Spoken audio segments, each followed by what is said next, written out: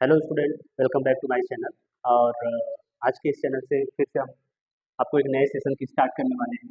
ये session specially होने वाला है किसके लिए? स्पेशली ये जो सेशन है आज का, वो सेशन होगा बीएससी फर्स्ट सेमेस्टर के लिए। ठीक है ना, केमिस्ट्री के स्टूडेंट के लिए। क्योंकि देखिए, आपको इस चैनल से आपको केमिस्ट्री के बारे में बताया जाएगा। ठीक है ना। तो अगर बाय द वे हम भूल जा रहे हैं कि आपको बताना है केमिस्ट्री के बारे में, तो आप समझिएगा बीएससी फर्स्ट सेमेस्टर के बच्चों के लिए केमिस्ट्री का सेशन है। ठीक है ना। इसमें हम आज से सेशन स्टार्ट करने वाले हैं, और इस सेशन से माध्यम से हम आपको ना आपका सिलेबस कंप्लीट करवाएंगे अच्छे से। जो भी सिलेबस है, जो भी सिलेबस का यूनिट वाइज है, टॉपिक वाइज है, इसको अच्छे से कवर कराएंगे with in the before the exam. Okay, हम स्टार्ट करते हैं अपने इस यूनिट को। जो यूनिट है, बेसिकली यूनिट हम जीरो इसलिए लिखे हैं क्योंकि अभी हमारा जो पहला यूनिट स्टार्ट करने होने वाला है, लेकिन जो हमारा यूनिट है वो यूनिट का नाम है मैकेनिज्म ऑफ ऑर्गेनिक रिएक्शन। ठीक है, इसलिए हम जीरो लिखे हैं क्योंकि हमें एग्जैक्टली ये जो यूनिट है ना, वो यूनिट नंबर 4 है।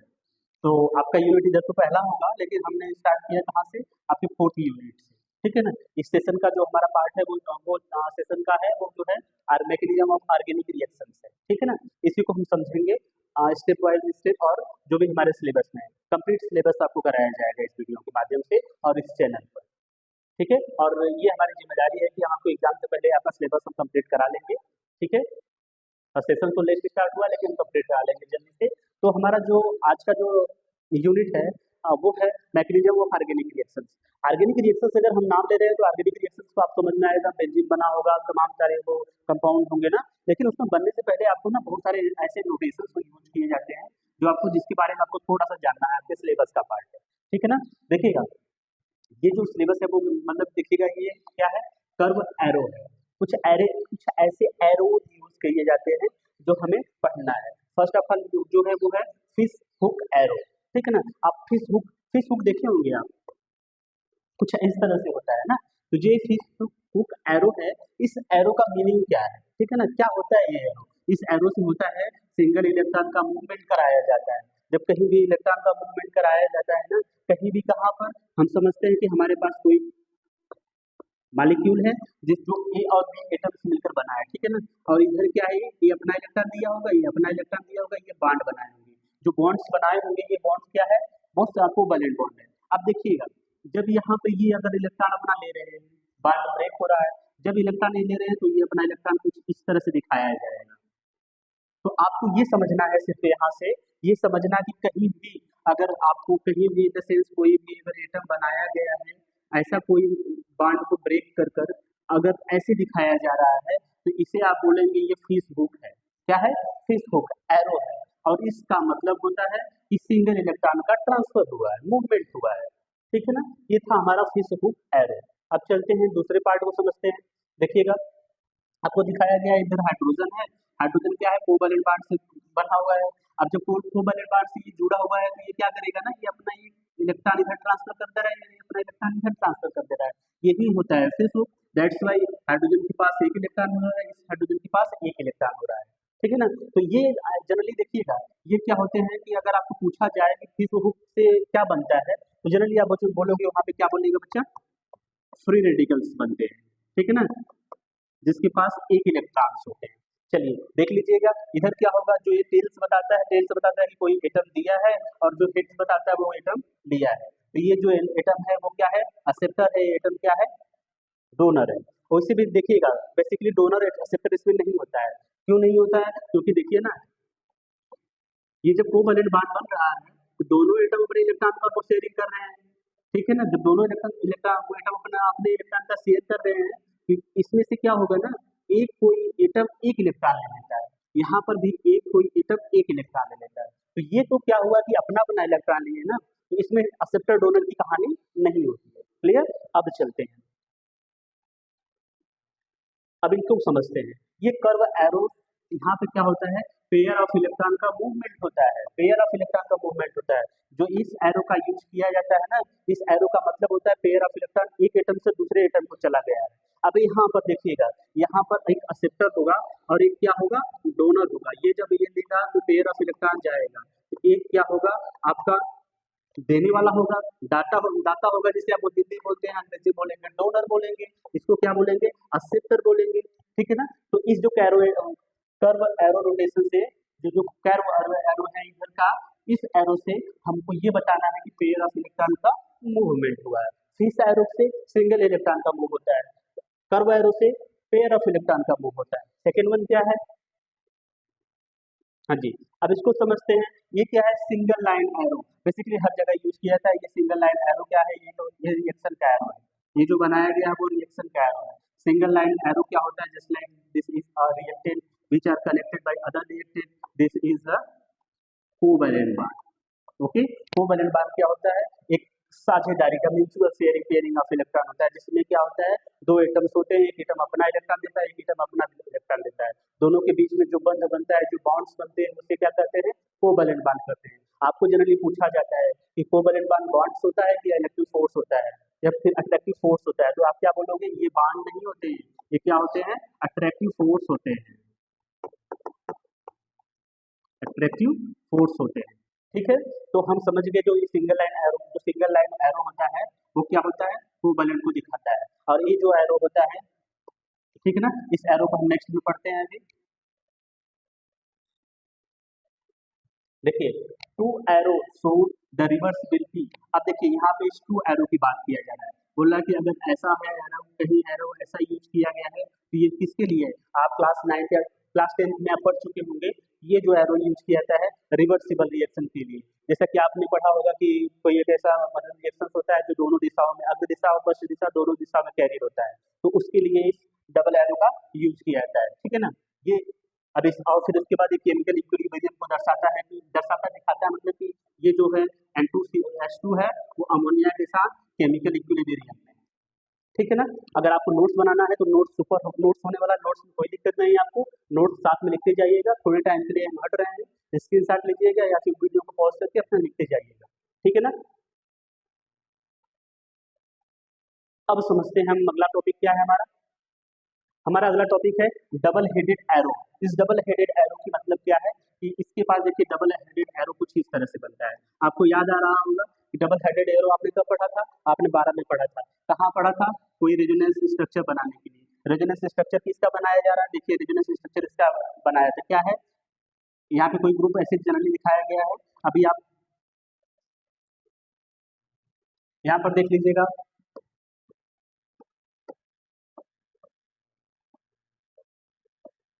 ये बेंजीन है। ठीक है ना, बेंजीन से क्या होता है, जनरली जब रेजोनेंस स्ट्रक्चर बनाए जाते हैं तो इसमें पाई बॉन्ड का मूवमेंट होता है। ठीक है ना, one atom to other atom के।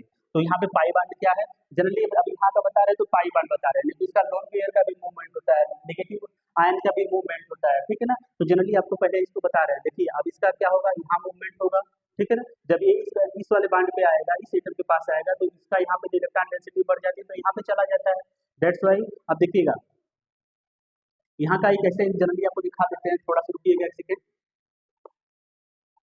एक सेकेंड, एक सेकेंड, हमको दिखाना है बेंजीन का। ठीक है ना, इसका जनरली स्ट्रक्चर जब रेजोनेंस स्ट्रक्चर बनाएंगे, ठीक है ना, जब इसका रेजोनेंस स्ट्रक्चर बनाने जो जो इधर का बांड है, पाई बांड है, वो पाई बांड यहाँ शिफ्ट हो जाता है, ये पाई बांड यहाँ शिफ्ट होता है, ये पाई बांड यहाँ शिफ्ट हो जाता है। तो यहाँ पे देखिएगा position of pi bond will be change. That's we know that this is a resonance structure of the benzene. Okay, तो रेजोनेंस स्ट्रक्चर ये जो डबल हेडेड एरो दिखाया जाता है वो किसके लिए दिखाया जाता है? रेजोनेंस स्ट्रक्चर के लिए दिखाया जाता है। ठीक है,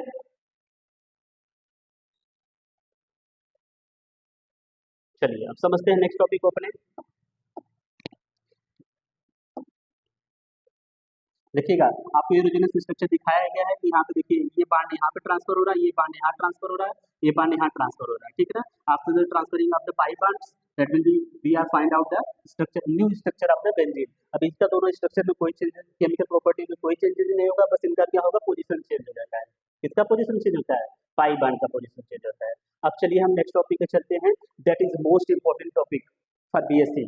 ओके, बीएससी के लिए एज वेल एज नीट के लिए भी ये मोस्ट इंपॉर्टेंट टॉपिक होने वाला है। अब यहाँ पे हम समझते हैं क्या है कि हम समझते हैं कि इसके बारे में कोवैलेंट बॉन्ड के बारे में समझते हैं। तो ये कोवैलेंट बॉन्ड जो होता है वो, सॉरी, कोवैलेंट बॉन्ड की ब्रेकिंग को समझते हैं, या फिर उसी ब्रेकिंग को बोलते हैं फिजन बोलते हैं, या फिर फिजन बोलकर आएगा, या फिर ब्रेकिंग, कोवैलेंट बॉन्ड ब्रेकिंग। ठीक है ना, अच्छा कोवैलेंट बॉन्ड ब्रेकिंग हो रहा है। देखिए जनरली होता क्या है, जो ऑर्गेनिक कंपाउंड जितने होते हैं ना, जितने भी ऑर्गेनिक कंपाउंड होते हैं सब में जो कोवैलेंट बॉन्ड का नेचर होता है, जितने भी ऑर्गेनिक कंपाउंड मैक्सिमम आप देखते हैं कोवैलेंट इन द सेंस या तो फिर उस कार्बन कार्बन के बीच में सिंगल बॉन्ड होगा, या फिर कार्बन कार्बन के बीच में डबल बॉन्ड होगा, या फिर कार्बन कार्बन के बीच में ट्रिपल बॉन्ड होगा। तो जनरली जो कोवैलेंट बॉन्ड होता है वो जनरली बनता है किसके बीच में है, कार्बन कार्बन के बीच में, और जनरली किस में होता है, ऑर्गेनिक कंपाउंड में होता है। ठीक है ना, थोड़ा सा डिफिनेशन को समझते हैं पहले एक मिनट। देखिए डिफिनेशन को समझने के लिए सबसे पहले समझिए कि जो कोवैलेंट बॉन्ड्स होते हैं वो क्या होते हैं, ऑर्गेनिक कंपाउंड में पाए जाते हैं। ठीक है ना, जितने भी ऑर्गेनिक कंपाउंड होते हैं सब में मैक्सिमम मैक्सिमम कोवैलेंट नेचर का होता है। फिर आगे देखिए, दिस केमिकल रिएक्शन इन्वॉल्व्स, अच्छा केमिकल रिएक्शन जब होता है उसमें क्या होता है, breaking and formation of new bond. ठीक है ना, न्यू बॉन्ड, BOND होगा, new bond in the presence of some reagent, किसी रिएजेंट की प्रेजेंस में। ठीक है ना, नए बॉन्ड का बनना होता है, पुराने बंध का टूटना होता है। जैसे आपने रासायनिक अभिक्रिया का डेफिनेशन पढ़े होंगे, पुराने बंध का टूटना नए बंध का बनना कहलाता है क्या है, कोवैलेंट, सॉरी रासायनिक अभिक्रिया कहलाती है। तो यहाँ पे देखिए कि कोवैलेंट बॉन्ड जब बनता है उसमें क्या होता है, किसी रिएजेंट के प्रेजेंस में, कोई रिएजेंट प्रेजेंस होता है उसके प्रेजेंस में न्यू बॉन्ड बनता है और ओल्ड बॉन्ड क्या होता है, ब्रेक होता है। तो जो ब्रेकिंग होता है, फॉर्मेशन होता है, वो डिपेंड करता है रिएजेंट पे। ठीक है ना, तो ये कोवैलेंट बॉन्ड का जो ब्रेकिंग है उसमें क्या होगा, देखिएगा आपको एक जनरली रिएक्शन दिखाया जा रहा है, इसको देखिए, ये क्या है, RX है। ठीक है, RX है, ये रिएजेंट Y है, इसके साथ ये रिएक्शन कर रहा है। ठीक है ना, इसके साथ ये रिएक्शन करके क्या बना ले रहा है, RY बना ले रहा है और X2 बाहर हो जा रहा है। तो यहाँ पे ये बॉन्ड का टूटा हुआ है। अब बॉन्ड टूटा तभी नहीं ये न्यू बॉन्ड फॉर्मेशन हुआ। ठीक है, विद TS ट्रांजिशन स्टेट बनता है। देखिएगा पहले एक मिनट यहाँ पे समझिए,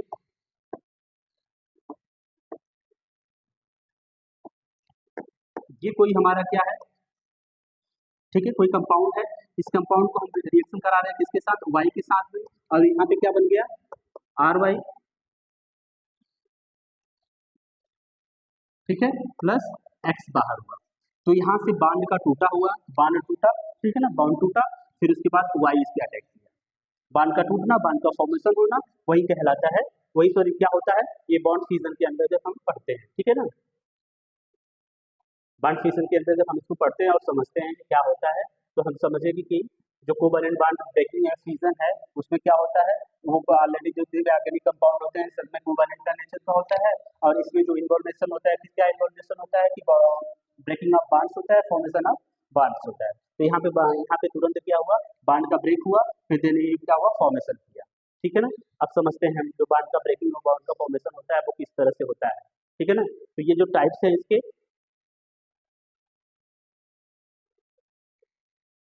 हाँ जी, अब इसके दो टाइप्स होते हैं, एक होमोलिटिक होता है, होमोलिटिक और heterolytic. Homolytic bond fission, heterolytic bond fission, बड़ा सिंपल सा डिफिनेशन होता है सेक्शन ए में, आप पहले इसको नोट कर लीजिए। सेक्शन ए में मैक्सिमम क्वेश्चन पूछा जाता है, डिफाइन होमोलिटिक, डिफाइन हेट्रोलिटिक, बड़ा इजी सा डिफिनेशन होता है, इसको बस आप समझिएगा। देखिए,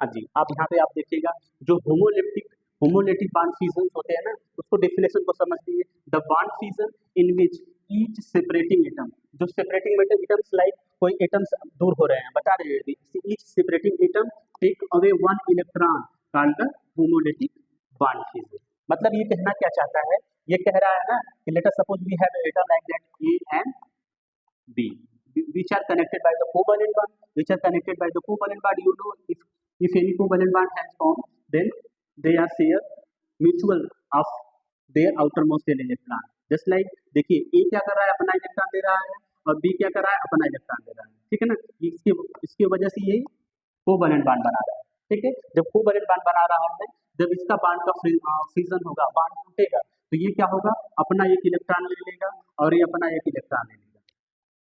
ठीक है ना, जब बराबर या इक्वल ब्रेकिंग होती है, बोथ एटम, जो सेपरेटिंग एटम मतलब जो सेपरेटिंग एटम अलग अलग एटम जो अपना अलग हो रहे हैं ना, जो भी सेपरेटिंग एटम अगर अपना अलग हो रहे हैं तो वो एक एक इलेक्ट्रॉन लेकर बाहर हो रहे हैं। ठीक है ना, जब एक इलेक्ट्रॉन लेकर बाहर होंगे,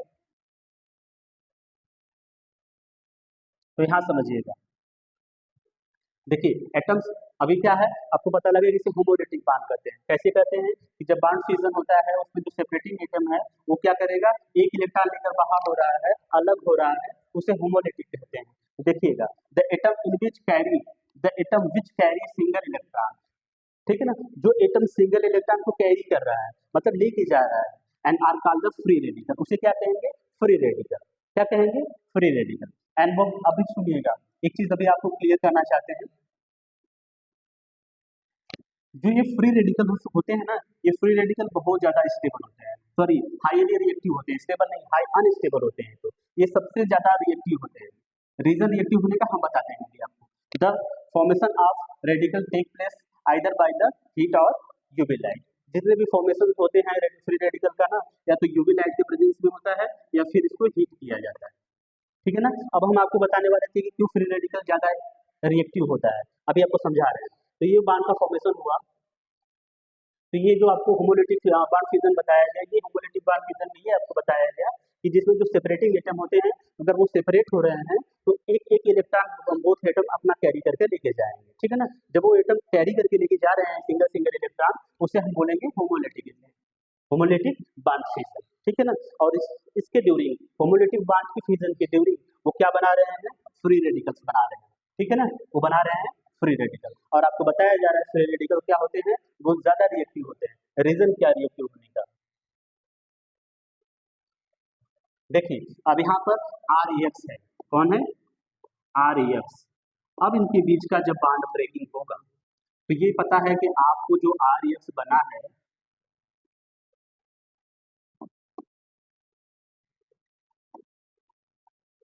ये एक्स इलेक्ट्रॉन है इसका, वो क्लास इसका इलेक्ट्रॉन है। देखिए जो बांड बना है कोवैलेंट बांड, वो बना है वो जो एटम शेयर किए हैं अपना इलेक्ट्रॉन तभी ना बना है। अब देखिए जब ये अपना इलेक्ट्रॉन इसको देगा, ऐसे देगा, फिश हुक की तरह देगा, ठीक है ना, ये फिश हुक बना ले रहा है, तो एक इलेक्ट्रॉन अब इसके पास, एक इलेक्ट्रॉन इसके पास, इसे क्या कहेंगे, फ्री रेडिकल। अब आपको फ्री रेडिकल पता लग रहा है कि क्यों सबसे ज्यादा रिएक्टिव है। रीजन रिएक्टिव होने का इसका ये है ना कि इसको चाहिए होगा एक इलेक्ट्रॉन, ठीक है ना, किसी के साथ रिएक्शन करने के लिए इसको चाहिए होगा एक इलेक्ट्रॉन। ये किसी के साथ मतलब कोई भी रहेगा, अगर उसको एक इलेक्ट्रॉन देने वाला मिल जाएगा तुरंत ऑन द स्पॉट रिएक्शन कर लेगा। इसको दो इलेक्ट्रॉन की जरूरत नहीं है कि हमको दो इलेक्ट्रॉन कोई देगा भैया तो हम उसके बाद रिएक्शन करेंगे, नहीं होगा तो नहीं करेंगे। इसके पास ऑलरेडी एक इलेक्ट्रॉन है, ठीक है ना, तुरंत ये रिएक्शन करके प्रोडक्ट बना लेगा। इसलिए आपको बताया था फ्री रेडिकल का, फ्री रेडिकल हाईली रिएक्टिव बताया। चलिए नेक्स्ट टॉपिक को हम समझते हैं। हाँ जी, नेक्स्ट टॉपिक हमारा जो है वो है हेटेरोलिटिक बॉन्ड फ्यूजन। और हेटेरोलिटिक बॉन्ड फ्यूजन का कहना है, जैसे आपने होमोलिटिक पढ़ा, जब सेपरेटिंग एटम अलग अलग हो रहे थे तो एक एटम क्या कर रहा था, अपना एक इलेक्ट्रॉन ले रहा था, दूसरा एटम क्या कर रहा था, अपना एक इलेक्ट्रॉन ले रहा था, वो सेपरेट हो जा रहे थे। लेकिन यहाँ का कहानी कुछ दूसरा है, जब सेपरेटिंग एटम अलग होंगे, जब सेपरेटिंग एटम क्या होंगे, अलग होंगे, तो देखिए कैसे अलग हो रहे हैं। द बॉन्ड फ्यूजन एक ऐसा बॉन्ड फ्यूजन, ठीक है ना, जिसमें electron are attract by, electron attract किए जा रहे हैं, electron are attract by one separating atom, किसी एक सेपरेटिंग एटम द्वारा अट्रैक्ट कर लिया जा रहा है जबरी।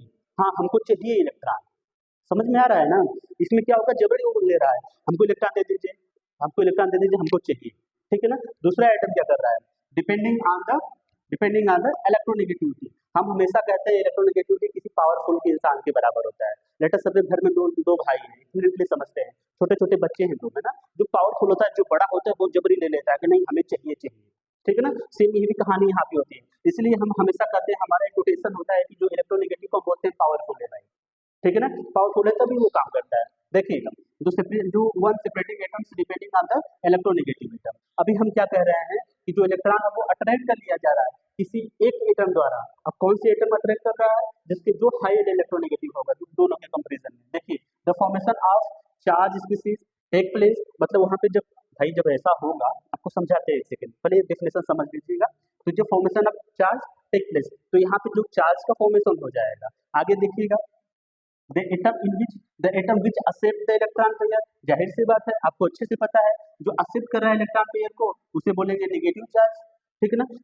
कार्बन आयन, उसे क्या कहेंगे, कार्बन आयन। और जो डोनेट कर रहा है इलेक्ट्रॉन को, जो इलेक्ट्रॉन पेयर को डोनेट कर रहा है वो पॉजिटिव चार्ज कैरी करेगा और उसे बोलेंगे कार्बोकेटायन या कार्बोनियम आयन, ठीक है ना। तो आपको पता लगा कि हेटेरोलिटिक बॉन्ड फिजन में जब बॉन्ड आपको फिजन होता है जिसमें जो इलेक्ट्रॉन्स होते हैं ना किसी एक एटम द्वारा जो सेपरेटिंग एटम है उसके द्वारा अट्रैक्ट कर लिए जाते हैं। क्यों अट्रैक्ट कर लिए जाते हैं? Let us we have example next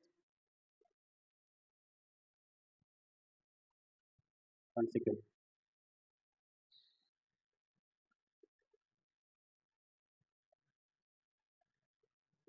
आपको हम समझाते हैं कोई एक ऐसा एग्जांपल, सिंपल सा एग्जांपल लेकर। देखिए हमारे पास जो कार्बन है कार्बन के बीच में बॉन्डिंग होती है। कार्बन और कार्बन कार्बन के बीच में बॉन्डिंग बनाएंगे तो इसके बाद जो इसका देखिए कार्बन और कार्बन के बीच में बॉन्डिंग बना रहे हैं और कार्बन के और ऑक्सीजन के बीच में बना रहे हैं। ठीक है ना। आप देखिएगा आप अपन इस तरह से वो सोचिए जो अगर हम कार्बन कार्बन के बीच में बॉन्ड ब्रेकिंग करा रहे हैं तो जो दोनों कार्बन है दोनों कार्बन की इलेक्ट्रोनेगेटिविटी तो सेम है, तो वो कहाँ अट्रैक्ट करेगा?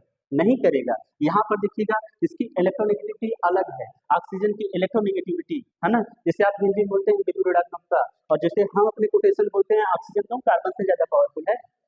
इसका जिसकी इसकी जो पावर है वो ज्यादा है। जब जिसकी पावर ज्यादा होती है ना वो क्या करता है इलेक्ट्रॉन को अपनी तरफ खींच लेता है। किसी वस्तु को या किसी चीजों को खाने वाली चीजों को छोटा जो दो भाई होते हैं ना जो बड़ा वाला होता है वो जबरी ले लेता है, नहीं हमको चाहिए चाहिए। तो सेम यही कहानी यहाँ पर भी है कि जो ऑक्सीजन है ना वो ज्यादा पावरफुल है, अब इसको चाहिए इलेक्ट्रॉन। ठीक है ना। तो जो बॉन्डिंग का इलेक्ट्रॉन होता है ना वो अपनी तरफ खींच लेता है इसको।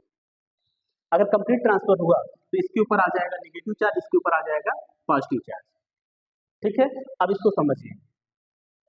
अब हम आपको समझाते हैं कार्बन के बारे में। अगर हम बॉन्ड का ट्रांसफर कर रहे हैं, आप बोलोगे इलेक्ट्रोनेगेटिविटी नहीं, एक मिनट के लिए समझिए। अगर इन बॉन्ड का ब्रेकिंग हुआ, ठीक है ना, अब दो बॉन्ड का ब्रेकिंग हुआ, अगर ये इलेक्ट्रॉन अगर ये कार्बन अपना इलेक्ट्रॉन ले ले रहा है, कार्बन क्या कर रहा है? इलेक्ट्रॉन ले ले रहा है। जब कार्बन इलेक्ट्रॉन ले लिया तो कार्बन के ऊपर आ गया नेगेटिव चार्ज और जो दिया उसके ऊपर आ गया पॉजिटिव चार्ज। तो जो पॉजिटिव चार्ज है ना इसको हम बोलते हैं कार्बोकेटायन। क्या बोलते हैं? कार्बोकेटायन। और जो इलेक्ट्रॉन लिया है ना उसको बोलते हैं कार्बन आयन, कार्ब एनायन। ठीक है। तो ये पता लगा आपको बॉन्ड फ्यूजन के बारे में। तो बॉन्ड फ्यूजन कितने प्रकार के होते हैं? बॉन्ड फ्यूजन दो प्रकार के होते हैं। कौन कौन सा? Heterolytic, homolytic. होमोलिटिक में क्या था बच्चा? होमोलिटिक में ये था कि ये जो बॉन्ड सेपरेटिंग एटम थे वो सिंगल सिंगल बेचारे मान गए कि हमें अपना अपना इलेक्ट्रॉन दे दो भैया, हमको ज्यादा इलेक्ट्रॉन लेने की जरूरत नहीं है, क्योंकि दोनों की इलेक्ट्रोनेगेटिविटी क्या रहेगी? सेम रहेगी। अब जब हम इसकी बात करते हैं हेटेरोलिटिक की बात करते हैं तो हेटेरोलिटिक बॉन्ड फ्यूजन में क्या होता है? ये बोलता है कि हमको सुनिएगा हम ज्यादा पावरफुल है, उसमें दो एटम जो सेपरेटिंग एटम है ना उसमें एक एटम बोलते हैं भैया हम ज्यादा पावरफुल है, हमको चाहिए तो चाहिए। ठीक है ना। जब उनको चाहिए तो चाहिए होगा तो जब जो जो लेता है उनके ऊपर आ जाता है नेगेटिव चार्ज और जो देता है उसके ऊपर आ जाता है पॉजिटिव चार्ज। जिसके ऊपर आ जाता है पॉजिटिव चार्ज उसे बोलते हैं कार्बोकेटायन, केटायन है, और जिसके ऊपर आ जाता है नेगेटिव चार्ज उसको बोलते हैं कार्बन आयन। ठीक है ना। तो आज की जो वीडियो में हमने आपको क्या पढ़ा है? हमने आपको बताया कि एरो नोटेशंस के बारे में बताया और बॉन्ड फ्यूजन के बारे में बताया। तो होमोलिटिक हेटेरोलिटिक जो बहुत ज्यादा इंपॉर्टेंट है, सेक्शन एक क्वेश्चन में 100% पूछना ही पूछना होता है। ठीक है ना। तो आप इसके आज की वीडियो में बस इतना ही समझाएंगे, फिर बाकी हम नेक्स्ट वीडियो में आपको प्रोवाइड कराएंगे नेक्स्ट टॉपिक इसी यूनिट का। ठीक है ना। Thank you so much.